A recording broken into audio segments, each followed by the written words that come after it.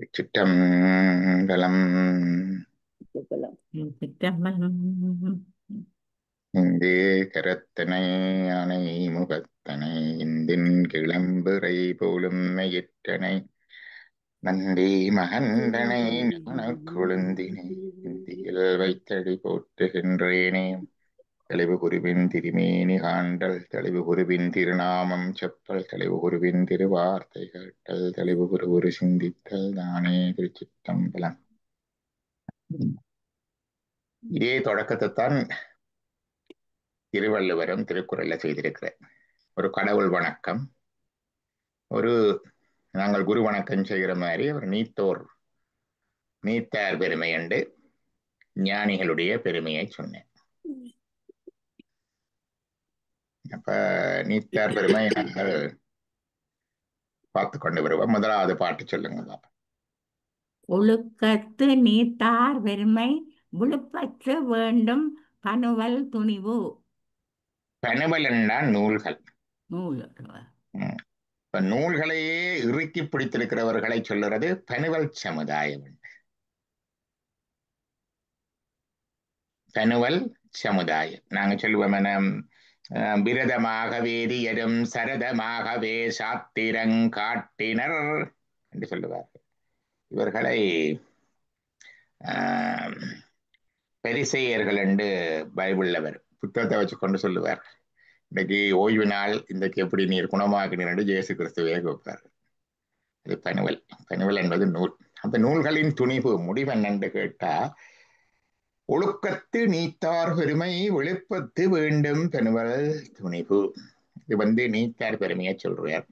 ஒழுக்கத்தில் நீத்தார் என்பதை இங்க பற்றை விட்டவர்கள் என்று சொல்லுகிறார்கள். பற்று விட்டவர்கள் என்றுதான் சொல்லுகிறார்கள். நான் சொல்லுவேன், பற்று என்பது இங்க பாசத்தை குறிக்குது. ஆணவம் கண்மம் மாயை தான் எங்களை பற்றி இருக்கிற பற்று. அப்ப ஒழுக்கம் என்பது இங்க சிவபுண்ணியங்களை குறிக்குது.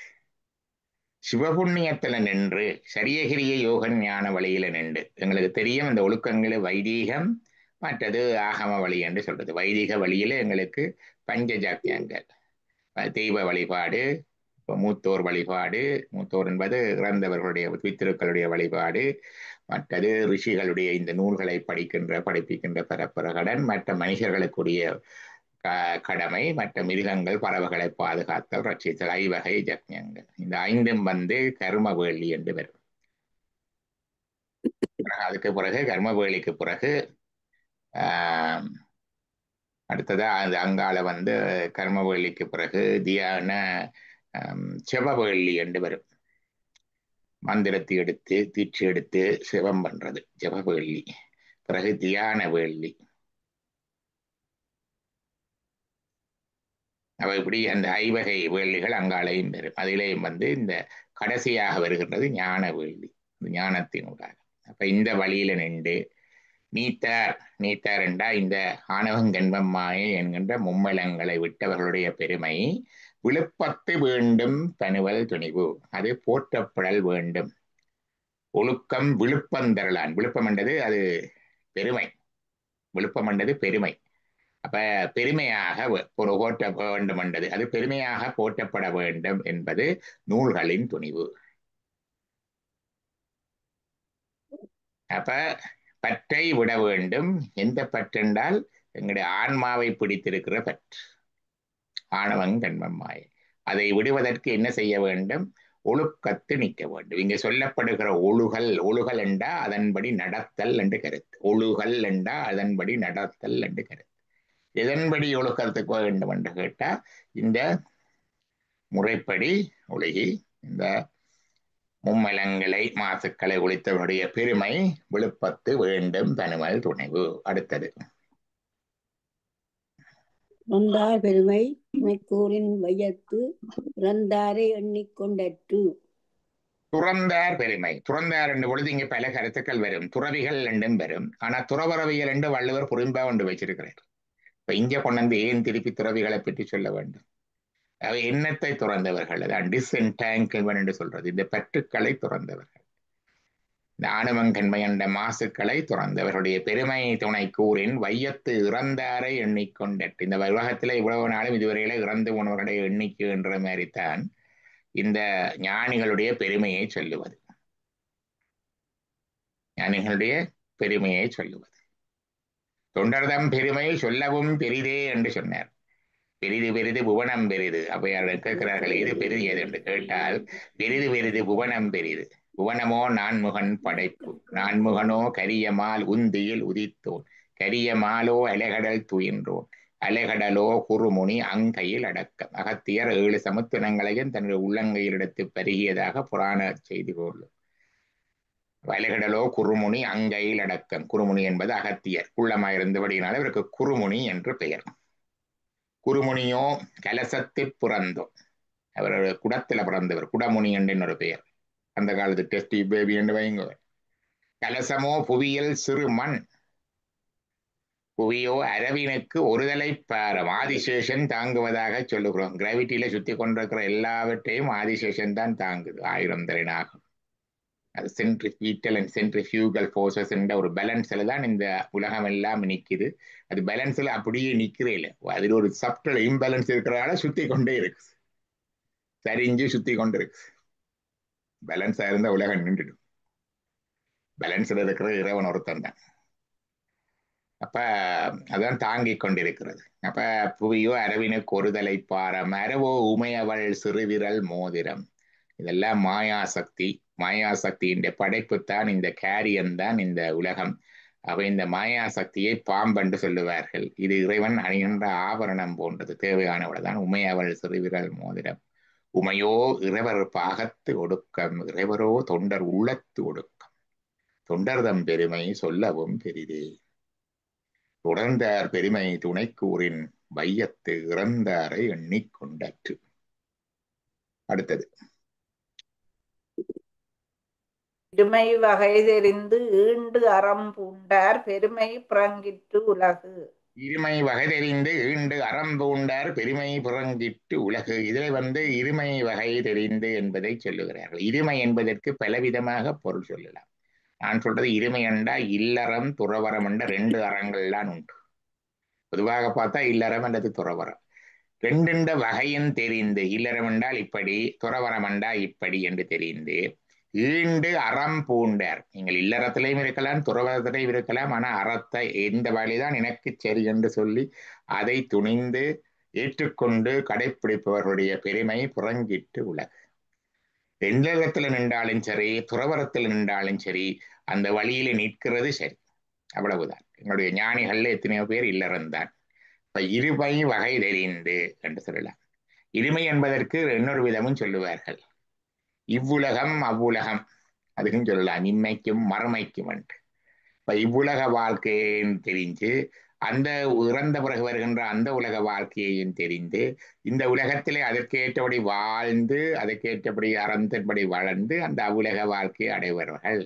அதுதான் இருமை வகை தெரிந்து ஈண்டு அறம் பூண்டார் அப்படின்னு சொல்லலாம். இம்மை மறுமை 2க்குமே அறம் தேவை இல்லையா? அப்ப 2 வகை தெரிந்து, அப்ப இங்க இருக்கிறார்கள் இதே இந்த உலக வாழ்க்கையே நினைத்துக் கொண்டிருக்காமல், இந்த இறந்த பிறகு ஒரு வாழ்க்கை உண்டு, அதுக்கு பிற்பாடு ஒரு பயணம் உண்டு என்பதை அறிந்து அதற்கேற்றபடி நடந்து அவர்களுடைய பெருமை புறங்கிட்டு உலகத்தில் உயர்ந்தது என்று சொல்லுகிறார். அதாவது கன்ஷியஸ் லைஃபா இருக்க வேணும். அன்கான்சியஸா மிருகங்கள் மாதிரி ஜந்துக்கள் மாதிரி பிறந்து இறந்து போறதை விட இந்த வாழ்க்கையின் நோக்கம் என்ன என்று தெரிந்து ஆராய்ந்து துணிந்து ஒரு வகையை தேர்ந்தெடுத்து அதன்படி நடத்தல். அது இல்லறம் துறவரமா இருக்கலாம், இம்ம மரமையா இருக்கலாம். ஆனா conscious living of our life. இதைத்தான் இப்ப மைண்ட்ஃபுல்னஸ் என்று சொல்றார்கள். மெடிடேஷன்ல மைண்ட்ஃபுல்னஸ் என்று சொல்றது. எப்பவும் ஒரு அவேர்னஸோட, ஒரு உணர்வோட, அறிவோட உணர்ந்து அறிந்து செயற்படுதல், செய்தல், வாழுதல். அடுத்தது உரனென்னும் தோட்டியான் ஓரைந்தும் காப்பான் வரனென்னும் வைப்பிக்கோர் வித்து. உரன் என்னும் தோட்டியான் ஓரைந்தும் காப்பான் வரனென்னும் வைப்பிக்கோர் வித்து. அது என்ன உரனென்னன் தோட்டியான் ஓரைந்தும் காப்பான். ஓரைந்தும் காப்பான் என்றது இங்க ஐம்புலன்கள். ஐம்புலன்கள் ஐம்புலன்கள் வழி வந்து மனம் போகுது. இந்த மனம் போற வழிக்கு வாழ்க்கை போகுது. இப்ப நாங்கள் செலுத்துறதில்லை. அதே மாதிரி திருப்பியும் கிருஷ்ண உபதேசம், மகாபாரத போர், பகவத்கீதை உபதேசத்தை பாருங்க. அந்த குதிரைகள் தான் இந்த 5 புலன்கள். 5 புலன்கள். அந்த கடிவாளம் வந்து மனம். அப்ப அந்த குதிரைகள் போற இடத்துக்கு மனம் விட்டுட்டு இருக்கிறதா, மனம் அந்த குதிரைகளை இழுத்து பிடிச்சு கொஞ்சம் கட்டுப்படுத்துறதா? என்ன செய்ய வேணும்? கட்டுப்படுத்துறது அந்த இது போல கட்டுப்படுத்து பண்ண வேணும். அதை அப்படி செய்கிறதான் சாரதி. அதை இறைவனிடம் கொடுத்ததால அர்ஜுனனுக்கு நல்லா போகுது. நாங்கள் அதை நாங்களே செய்து கொண்டு எங்களோட வாழ்க்கை காரியம் சாக்கைக்க தடைமாறும். தோட்டியான் ஓரைந்தும் காப்பான் வெனனென்னும் வெப்பிற்கோர் வித்து. அப்ப அறிவு என்னும் கருவியால் இது யோசிச்சு உரனென்னும் தோட்டியான் அறிவு என்ற கருவியால இது ஜானில நடக்கிற அங்குசத்தை தான் நீங்க சொல்றது. இந்த அப்ப உரனென்னும் தோட்டியான் ஓரைந்தும் காப்பான். அப்ப இங்க வந்து யார் அது? மேலோட்டமா பார்த்தா யார் தங்களுடைய அறிவை பயன்படுத்தி அந்த அறிவினூடாக ஐம்புலன்களையும் மனம் போனவளை விடாமல் கட்டுப்படுத்தி நெறிப்படுத்தி இந்த தேரை செலுத்துகின்றானோ, வாழ்க்கை பயணத்தை செலுத்துகின்றானோ, அவன் வெறனென்னும் வெப்பிற்கோர் வித்து. அவன் மேலான பேற்றுக்கு விதை, சீட் என்று சொல்றான். அதுதான் சொல்லுவேன். இன்னொன்னும் சொல்லலாம், உரனென்னன் தோட்டியான் ஓரைந்தும் காப்பான் என்பது, உரனென்னன் தோட்டியான் என்பது அறிவு, பேரறிவாகிய இறைவன், அறிவே மயமானவன். ஓரைந்தும் காப்பான், அவனிடம் இந்த ஐம்புலன்களை செலுத்தும்படி அவனையே கொடுத்துட்டால் அவனே எல்லாத்தையும் பார்த்து கொள்ளுவான். சரண்டர், சரணாகதி. அந்த இறைவன் தான் வெறனென்னும் வைப்பிற்கோர் வித்து. மறுமை உலகத்துக்கு அவன்தான் காரணமாய் இருக்கிறான். மறுமையை தருவது அவன். மறுமையை தருவது அவன். இம்மை பயன்கள் எமது வினைப்படி வரும். இங்கே இருக்கிற இன்பங்கள் எமது வினைப்படி வரும். ஆனால் மறுமை முத்தி பெறு வினைப்படி வருமோ? நல்ல காரியம் செய்து தர்மம் செய்து முத்தி அடையலுமோ? இல்லை. அது தான் தர வேணும். ஆகவே உரனென்னன் தோட்டியான் ஓரைந்தன் காப்பான் ஆகிய இறைவன் இந்த வெறனென்னும் வெப்பிற்கோர் வித்து, இந்த மறுமையை தருகிறதுக்கு காரணமாயிருப்பவன். வித்து என்றது சீட், காரணமாயிருப்பவன் அவன். அப்படியும் எடுக்கலாம். அடுத்தது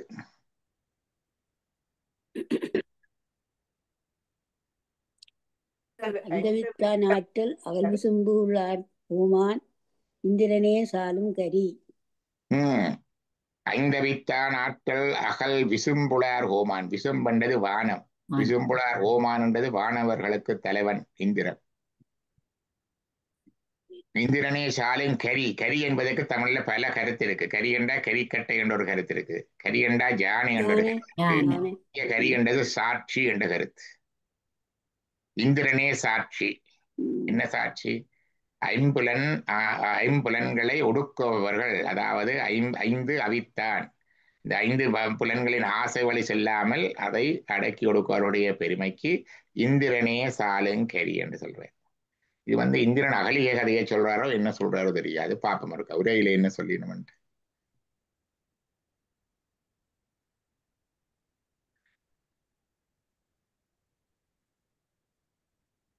தாம் 5 அவியாது சாபம் எய்தவன் என்று.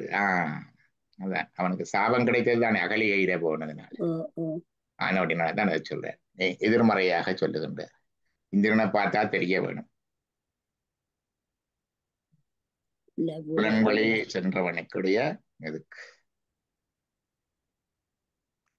இதுல வந்து இந்திரனை சொல்லி இருக்கிறார். ஆகவே வள்ளுவர் வந்து கிறிஸ்தவர் அல்ல.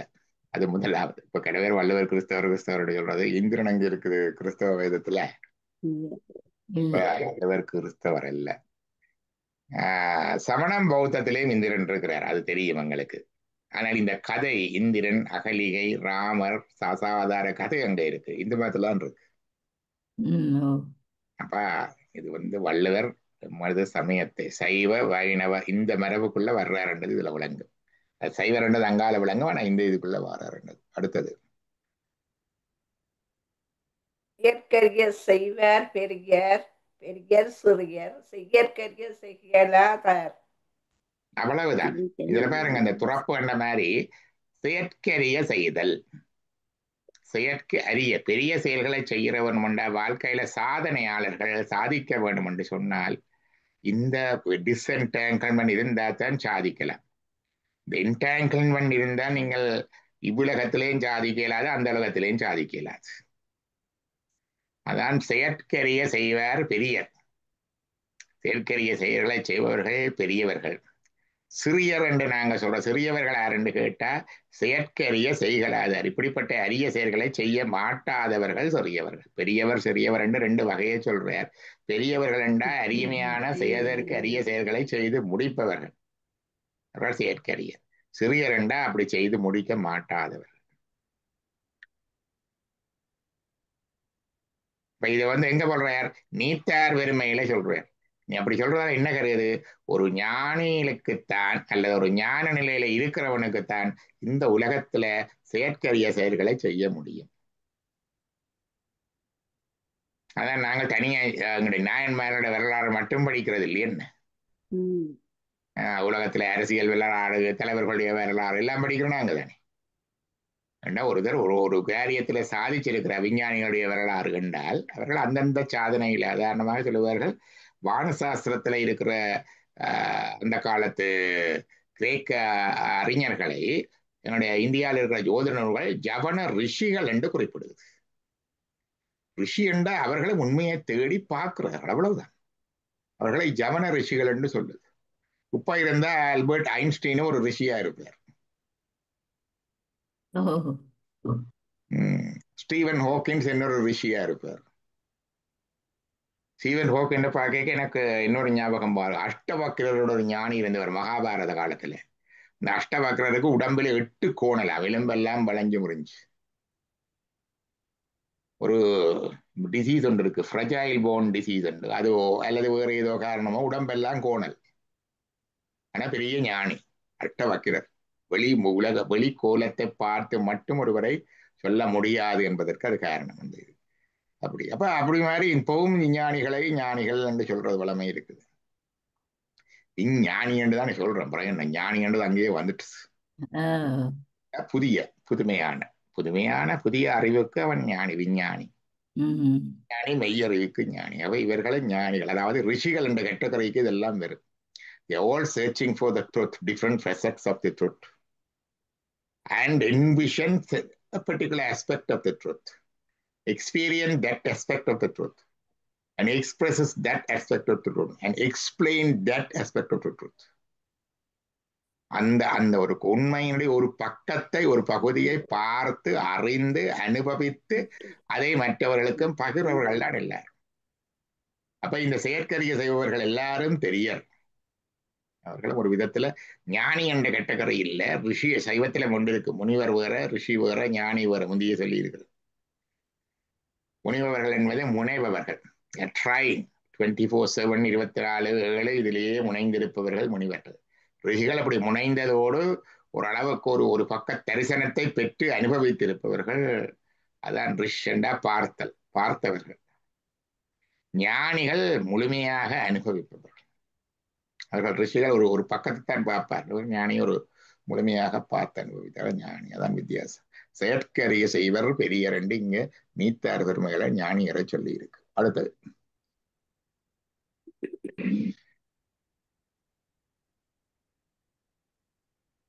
சுவையொளி ஊறு ஓசை நாற்றம் என 5 வகை தெரிவான் கட்டே உலகு.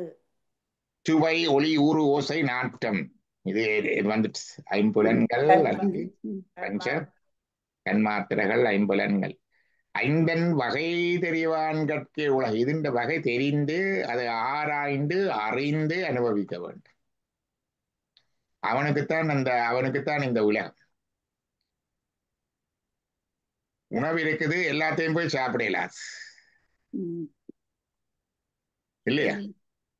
எல்லாத்தையும் போய் பார்க்கலாம், எல்லாத்தையும் கேட்கலாது, எல்லாத்தையும் அனுபவிக்க இயலாது. அப்ப ஒன்றையும் ஆராய்ந்து அறிந்து ஐம்புலன்கள்ல இது செய்யத்தக்கது, இந்த காலத்துல செய்யத்தக்கது, இந்த வழியில செய்யத்தக்கது என்று அறிந்து செய்யறதுதான் உலகம். இல்லையோமா? அப்ப அறிந்து செயலாற்றுவது. அப்ப அதிலேயே வந்துட்டுது. இதுல இல்லறம் துறவரம் ஞானியன்று இல்லாம ஒரு வாழ்க்கையை அறிந்து அதை அதன்படி செயற்படுத்துறது. அவனுக்குத்தான் உலகம். அப்படி அறிய முடியாதவர்களுக்கு இந்த உலகமும் இல்லை, அந்த உலகமும் இல்லை. அடுத்தது நிறைமொழி மாந்தர் பெருமை நிலத்து மறைமொழி காட்டிவிடும். நிறைமொழி மாந்தர் பெருமை. ஒருவர் ஞானியரா நிறைந்தவரா இருக்கிறாரோ இல்லையன்றதை அவர் வாயத் திறந்தா தெரிஞ்சுது.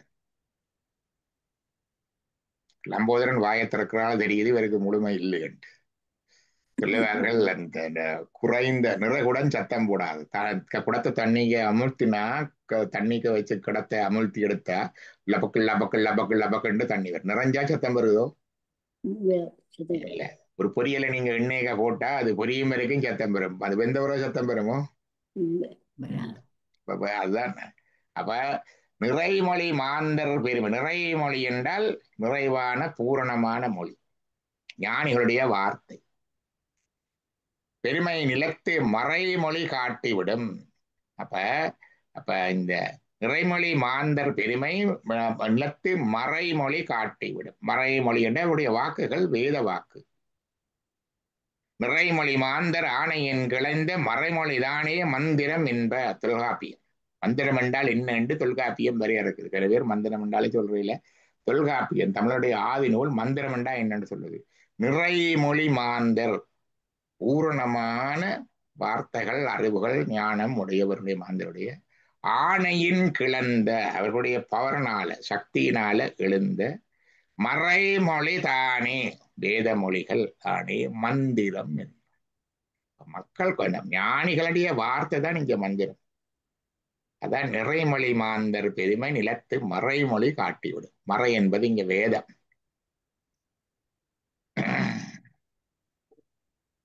அடுத்தது குணமென்னும் குன்றேறி நின்றார் வெகுளி கணமேயும் காத்தல் அரிது. மிகப்பெரிய பிரச்சனை கோபம். இந்த ரிஷிகள் ஞானிகள் முனிவர்களுக்கு கூட கோபம் பாரது இருக்குதுன்னு அதைத்தான் சொன்னார். லம்போதரனுக்கும் கூடத்தான், உங்களுக்கும் கூடத்தான், எல்லாருக்கும் கோபம் பாரது இருக்கு. அதான் சொன்னார் வெகுளி என்றது இங்க கோபம். குணமென்னும் குன்றேறி நின்றார். இந்த குன்று குணம் என்கின்றார். இறைவனை நாங்கள் பூச்சி கேட்க 8 புஷ்பம் சாத்துவோம். என்னென்ன? அஹிம்சா பிரதமம் புஷ்பம். அஹிம்சை, 8 உயிர்களுக்கு ஹிம்சை செய்யக்கூடாது. பிறகு ரெண்டாவது என்ன? அஹிம்சா பிரதமம் புஷ்பம் துவிதீயம் இந்திரிய நிக்கிரகம், உள்ளடக்கம் 2வது. அதான் இங்க சொல்லுது. அஹிம்சா பிரதமம் புஷ்பம் துவிதீயம் இந்திரிய நிக்கிரகம் திருதீயந்து தயா புஷ்பம். தயை என்றது அன்பு கருணை, அது 3வது புஷ்பம். க்ஷமா புஷ்பம் சதுர்த்தகம் பொறுமை. பொறுமை அந்த அடுத்தது. இந்த பொறுமைக்குள்ள வரும் இந்த வெகுளி. பொறுமை இருந்தா வெகுளி வராது. க்ஷமா புஷ்பம் சதுர்த்தகம் 4வது. ஞான புஷ்பம் தப புஷ்பம் பக்தி புஷ்பந்து சப்தமம். ஞானம், தபம் என்கிற ஸ்பிரிச்சுவல் பிராக்டிஸ், பக்தி என்கிற அன்பு, இதெல்லாம் சேர்த்து 7 புஷ்பம் வந்துட்டுது. சஜ்யமே வாஷ்டம புஷ்பம், உண்மையா இருக்க வேண்டும். அதான் அடுத்தது. நீபித்து சதிசங்கரகா, இது அகப்பூசையில நாங்க பாவிக்கிற 8 பூக்கள். அப்ப இந்த 8 குணங்களை வச்சுத்தான் நாங்க சிவபெருமானை பூசிக்கிறோம். அந்த 8 குணங்களினூடாக இறைவனை பூசித்து குன்று ஏறி நின்ற உயர்ந்து நிற்பவர்கள், அப்படி பூசிப்பவர்கள், உண்மையாக அர்த்தம் அறிந்தும் பூசிப்பவர்கள் வெகுளி கணமேயும் காத்தல் அரிது. அவர்களுடைய கோபம் வறுமைக்கு வராதென்று இல்லை, கோபம் பெறப்படாதென்று சொல்ல இல்லை. அந்தால் அது நிற்காது, டக்கண்டு ஒரு கணப்பொழுதுல போயிடும். கணமேயும் காத்தல் அரிது. அதை மெயின்டைன் பண்ண மாட்டோம், டக்கண்டு வந்துட்டு போயிடும். அருமையாக சொல்றார். ஹியூமன் டெண்டன்சிஸை வடிவா அளந்து எல்லாரும் சொல்லுவார்கள் கோபப்படாதேங்க. கோபப்படாம நின்று இருக்கிறது. கோபம் வரும். இந்த கோபம் எதுக்கு வர வேணும், ஏன் வர வேணும், இதுல வர வேணும், அந்த கோபத்தை எப்படி எக்ஸ்பிரஸ் வெளிப்படுத்த வேணும், செயற்படுத்த வேணும் என்றது இருக்கு. அந்த ஆர்ட் ஆஃப் ஹேண்டிலிங் கோபம் என்றது முக்கியமான ஒன்று. அதான் குணமென்னும் கொன்றார் நின்றார் வெகுளி கணமேயும் காத்தல் அரிது. உடனே கோபத்தை ரீசன் அவுட் பண்ணிடுவார்கள், சப்ளிமேட் பண்ணிடுவார்கள், என்ன காரணம் நடந்துடுவார்கள், அதுக்குரிய விதத்துல செயற்படுத்தி விடுவார்கள். பாருங்க, இது நீத்தார் பெருமை. நீத்தார் பெருமையில துறவிகளை பற்றி சொல்லி இருக்கு, இல்லறத்தை பற்றி சொல்லி இருக்கு, ஞானிகளை பற்றி சொல்லி இருக்கு, ரிஷிகளை பற்றி சொல்லி இருக்கு. வாங்க அந்தணரை பற்றி வந்திருக்கு. பாருங்க, அந்தணரை சொல்றார். இப்ப வள்ளுவர் என்ன சமணரா? வள்ளுவர் கிறிஸ்தவரா? இல்ல. இல்ல, அந்தணரை பற்றி சொல்லி இருக்கிறார். அப்ப இங்க வந்து சொல்றார், எங்க இந்த நீத்தார் பெருமையில கொண்டு வந்து அந்தணரை போடுறார். எங்க போடுறார் பாருங்க. அந்தணர் என்றால் இப்படி இருக்க வேணும் கண்டது. நீத்தார் பெருமை என்ன சொல்றார்? பாசிங்க. என்போர் அறவோர் மற்றெவ்வுயிர்க்கும் செந்தன்மை பூண்டொழுகலான். அந்தணர் என்போர் அறவோர். அந்தணர் என்றாலே அறவோர் தான், தர்ம வழியிலே நடப்பவர்கள். மற்ற எல்லாருக்கும் இருக்குது, அந்தணர்களுக்கு அது மஸ்ட். அது என்ன தர்மம் முடிப்பா போட்டிருக்கு? அப்ப சைவம் வச்சஞ்சாப்புறையில் மற்ற உயிர்க்கும் செந்தன்மை பூண்டொழுகலாம். மற்ற உயிர்கள் மேல அருள் கொண்டு இருப்பதனால, மற்ற உயிர்கள் மேல பாருங்க. Vegetarianism is a choice for others. It's a must for priests and gurus. அதான் அங்க குறிக்கப்பட்ட ஒன்று. மற்ற உயிருக்கும் செந்தன்மை பூண்டொழுகலாம் அதான் சொல்றேன். அப்ப இந்த நீத்தார் பெருமையில இவ்வளவும் சொல்லி இருக்கிறார். இப்ப வள்ளுவர் சொன்ன நீத்தார் என்பது யாரை குறிக்கின்றது என்றால், துறவிகளை குறிக்கின்றது, இல்லறத்தில் இருப்பவர்களை குறிக்கின்றது, அந்தணர்களை குறிக்கின்றது, அறவோர்களை குறிக்கின்றது. எல்லாரிலையும் இந்த நீத்தார் இருக்கணும். எங்களோட பெரிய புராணம் மாதிரி எல்லா வகையான ஆக்களும் இருக்கணும். ஒழுக்கத்து நீத்தார் பெருமை பெருவுழுப்பத்து வேண்டும் பெணுவல் துணி. இங்க ஒழுக்கத்தில் நிலைத்து நின்றவர்கள். ஒழுக்கம் என்கிறது இங்க வந்து சிவபுண்ணியங்களை சொல்லும். வைதீக பஞ்ச ஜக்ஞங்களும் தாந்திரிக அல்லது ஆகம வழி பஞ்ச ஜக்ஞங்களும் சொல்லும். மற்றது அடுத்ததாக துறந்தார் பெருமதனை கூறின் வாயத்து இறந்தாறு என்னை துறந்தார் என்பது இங்க வந்து இந்த பாசத்தை விட்டவர்கள். இருமை வகதறிந்து ஈண்டு அறம் பூண்டார் என்பது இல்லறந்துறவரம் என்ற 2 வகைகளை குறிக்கின்றது. உரனென்னும் தோட்டியான் ஓரைந்தன் காப்பான் வரனென்னும் கோர்வித்து என்பது அது ஐம்புலன்களை அடக்குவதும் அதை இறைவனிடம் ஒப்புவித்து அடக்குவதையும் குறிக்கின்றது.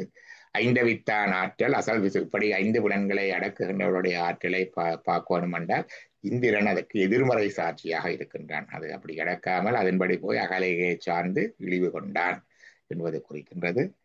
செயற்கரிய செய்வர் பெரியர் என்பது இந்த தனியே விபூதி ஒரு திராட்சம் சரித்து நிற்கிறார்கள் மட்டும்தான் ஞானிகள் என்றில்லை. விஞ்ஞானம், மருத்துவம், சட்டம், அரசியல் போன்ற பல துறைகளிலேயே ஞானிகள் இருக்கின்றார்கள். எந்த துறையில இருந்தாலும் அந்த துறையிலே உகந்து நின்றால் அதனூடாக இறைவனை அடைய முடியும் என்றது சங்கர சமயத்திலே இருக்கு.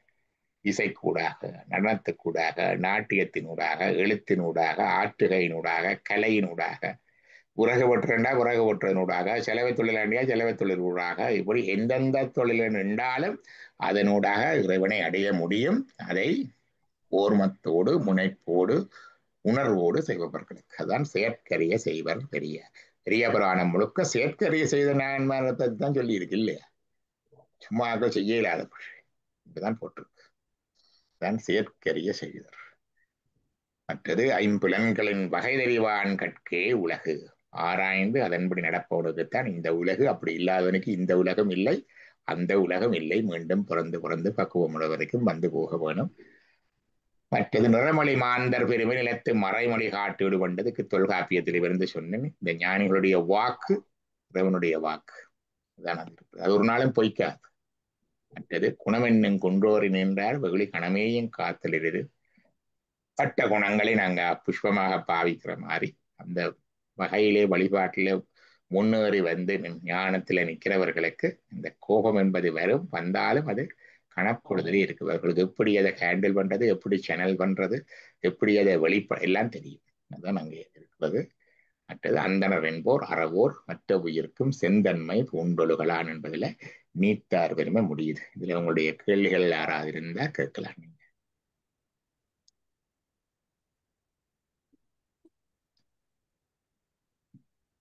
டாக்டர், இந்த 5வது பாடல் ஒரு சொல்லித்தாங்க. ஐந்து வித்தான் ஆற்றல் அகல் இந்த வித்தான் ஆற்றல் அகல் விசும்புளார் கோமன் இந்திரனே சாலுங்கரி. 5 என்பது இந்த ஐம்புலன்களை குறிக்குது. அவித்தான் என்றால் ஐம்புலன்களை இல்லாம பண்ண முடியாது. அவிக்கிறது என்றால் அது தண்டபாட்டுல ஜெர்மினேஷன் இல்லாம போகுது, செயலிழக்க பண்றது. அப்படின்னா அது இருக்குது, பட் விஷயங்கள்ல ஓடாம இருக்கு. அதான் 5 அவித்தான். அப்படிப்பட்ட ஆற்றல், ஆற்றல் என்பது அவருடைய பவர், அவருடைய சக்தி. அதை சொல்லணும் என்றால் இந்திரனை பார்த்தா தெரியும். ஏனென்றால் அவன் இந்த 5 அவிக்கையில் அவன் அகலையை பார்த்து ஆசைப்பட்டு ஒளிச்சு நின்று இரவில நின்று கௌதம முனிவர் மாதிரி மாறு வேஷத்துல போய் அவளை சேர்ந்து அதால இழிவு பெற்று சாபம் பெற்றவன். அப்ப அவன் 5 அவிச்சவனோ? இப்ப அவனை பார்த்து விளங்கோணும். அப்படி அவிக்காம இருந்தா என்ன நடக்கும்? அதான் இந்திரனே சாலுங்கரி, அவன் தான் சாட்சி. அதுக்கு புரிஞ்சுதா இப்ப கர்மா? ஓ அதன் இன்னும் இந்திரன் நான் விளங்கில. அந்த இந்திரன் ரெண்டாவது விளங்கில, அதான் நான் கேட்டேன். சாலுங்கரி. அகலிகை கல்லதானால் அறிவில பிறவி பெற்றான்னு சிவஞான சித்தியார்லயும் அந்த கதை வரும்.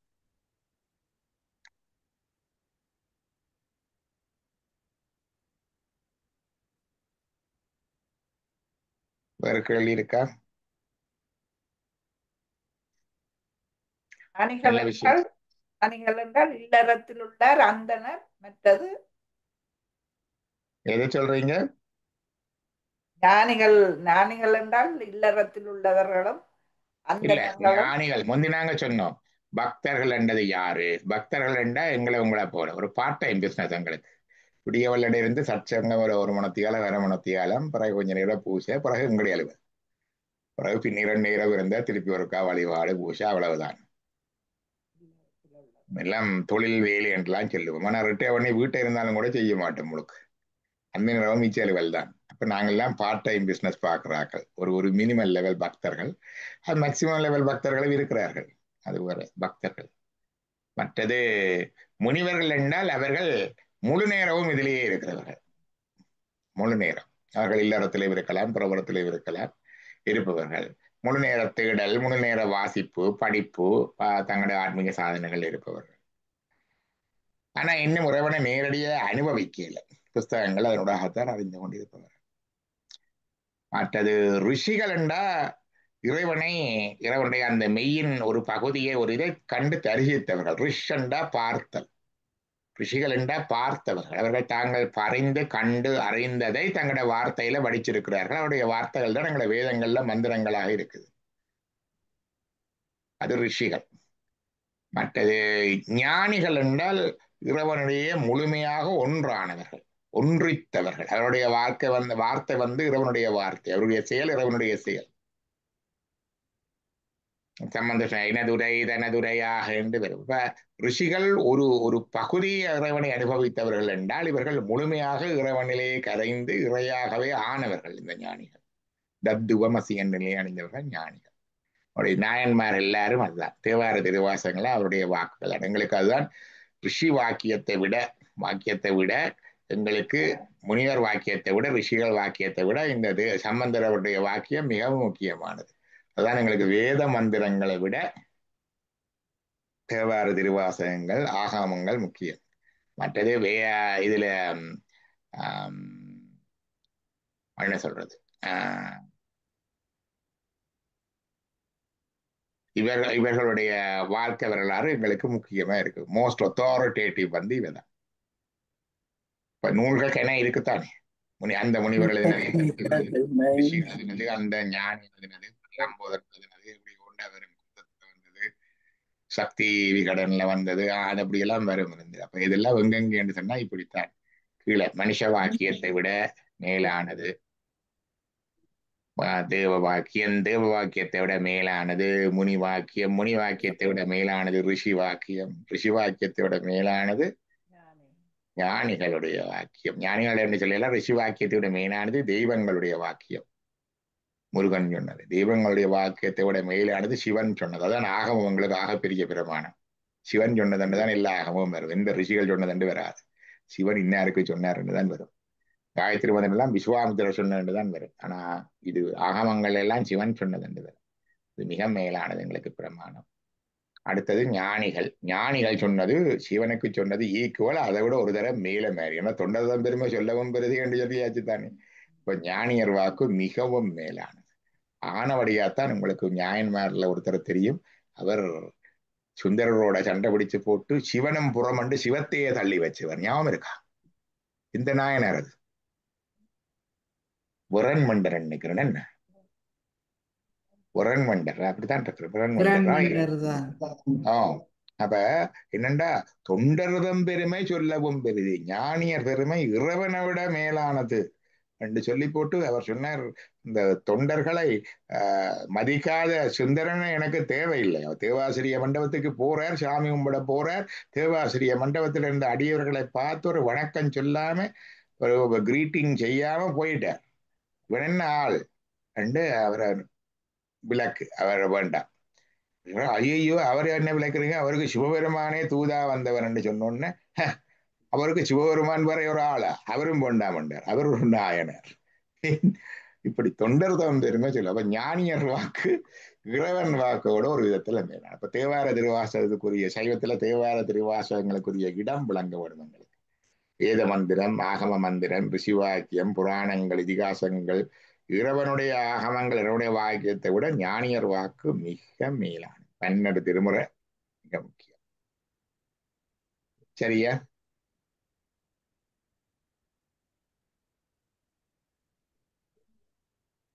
எல்லாம் நியாயமாருடைய வாழ்க்கை வரலால ஒரு படிப்பன். சாக்கிய நாயனாரை ஏன் நாயனாரா வச்சிருக்கிறார்கள்? பௌத்தத்தில் இருந்தவர், அது ஒரு படிப்பன். கண்ணப்பரைய நாயனார் வச்சிருக்கிறார்கள், அது ஒரு படிப்பன். காரைக்காலமையா வச்சிருக்கிறார்கள், அது ஒரு படிப்பன். சிறுத்தண்டரை பிள்ளைக்கறி கொடுத்தாதே, அது ஒரு படிப்பன். அதே மாதிரி இந்த புறன் மண்டரை சிவனும் புறம் என்று சொன்ன புறன் தண்டரை ஏன் வச்சிருக்கிறார்கள்? இது ஒன்றுக்குள் பின்னாலேயும் ஒரு படிப்பது. அது என்னென்று சொல்றது, அது வார்த்தையில வார்த்தை. நாங்கெல்லாம் வேதாந்த உத்திகள் எல்லாம் படிக்கிறோம். இதெல்லாம் உத்தி என்றும் சொல்லல, அதுக்கும் மேலான ஒரு ஒரு ஒரு ஒரு அந்த டைமென்ஷனே ஒரு தொட்டு பார்க்கல, எட்டி பார்க்கிறோம், அவ்வளவுதான். அங்கிங்க தொடுறது நாங்க அந்த அந்த பரிமாணம், அந்த அந்த அவர் வாழ்ந்த வாழ்க்கை, அவர் உணர்ந்த உணர்வு, அவர் அனுபவித்த அனுபவம், அவர் நின்ற நிலையை நாங்கள் ஒருக்கா அப்படி அதோட ஒரு டியூன் பண்ணி சிங்க்ரோனைஸ் பண்ணி சற்றே எட்டி பார்க்கிறோம். அதுதான் இந்த பெரிய புராணத்தில் இருக்கிற சிறப்பு. இந்த புராண மண்டருடைய வரலாற்றை பார்க்க எங்களுக்கு அது விளங்கும்.